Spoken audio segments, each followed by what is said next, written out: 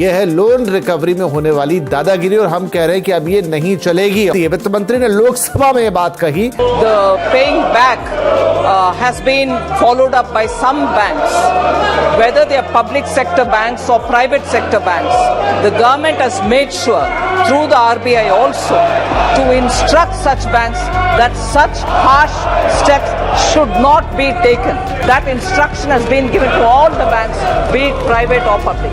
कोई भी बैंक का एजेंट आपके घर पे आता है और आपको डराता धमकाता है, सुबह 5 बजे ही आ जाता है, तो आपको क्या करना है? सबसे पहले उन्हें बताना है कि आप सुबह 10 बजे से पहले हमारे घर पर नहीं आ सकते। रिजर्व बैंक ऑफ इंडिया का ऐसा सर्कुलर है और ऐसा नियम है, रूल है ये कि कोई भी बैंक एजेंट किसी भी व्यक्ति के घर पे जा करके सुबह 10 बजे से पहले और रात को 7 बजे के बाद वो किसी के घर पे पैसा मांगने के लिए नहीं जा सकता है। दूसरी बात आप ये याद रखिए, जब भी कोई एजेंट आए तो सबसे पहले उसका छानबीन कीजिए कि वो ओरिजिनल है कि नकली है, क्योंकि बहुत सारे एजेंट ऐसे हैं जो पैसा कमाने के उद्देश्य से आपके घर पे आते हैं, नकली एजेंट होते हैं और आपसे पैसा लेकर रकम लेकर चले जाते हैं। आप ये सोचते हैं बैंक का पदाधिकारी है, इस वजह से आप दे देते हैं, क्योंकि वो टाई बेल्ट और पैजामा पहनकर आता है। तो सबसे पहले उसकी जांच करने के लिए आप उससे उसका आईडी कार्ड मांगिए और इसके बाद एक लोन रिकवरी सर्टिफिकेट होता है जो उनको मिला होता है, आप उससे मांगिए और देखिए, उससे पूछिए कि आप बैंक से ही आए हैं कि नहीं आए हैं।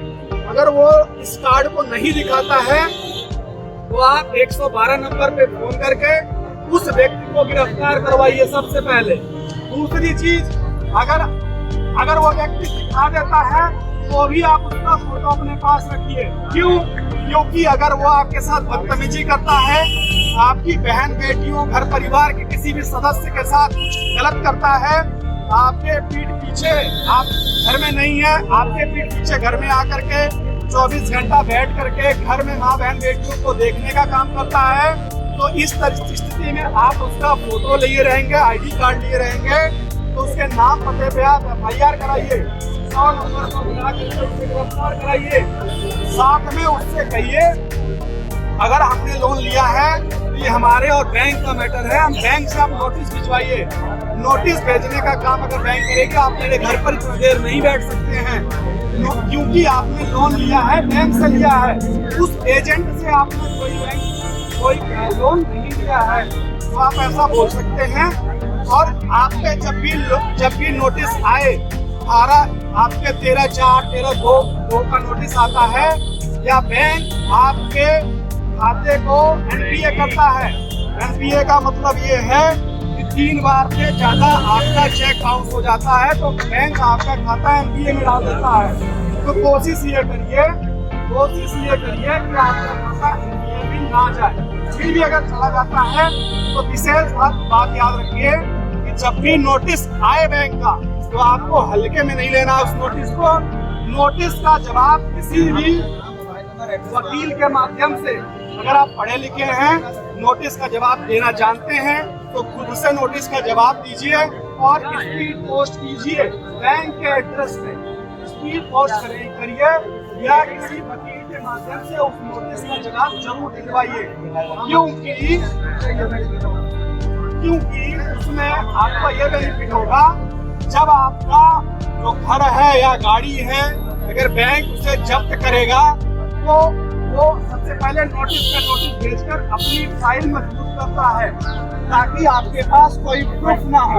इसीलिए मैं कह रहा हूँ नोटिस का जवाब जरूर दीजिए और साथ में आपको जवाब देंगे तो कोर्ट में आपके पास प्रूफ होगा कि आप दिखा पाओ कि भाई मैं लगातार अपनी समस्याएं बता रहा था लेकिन बैंक फिर भी नहीं सुन रहा था।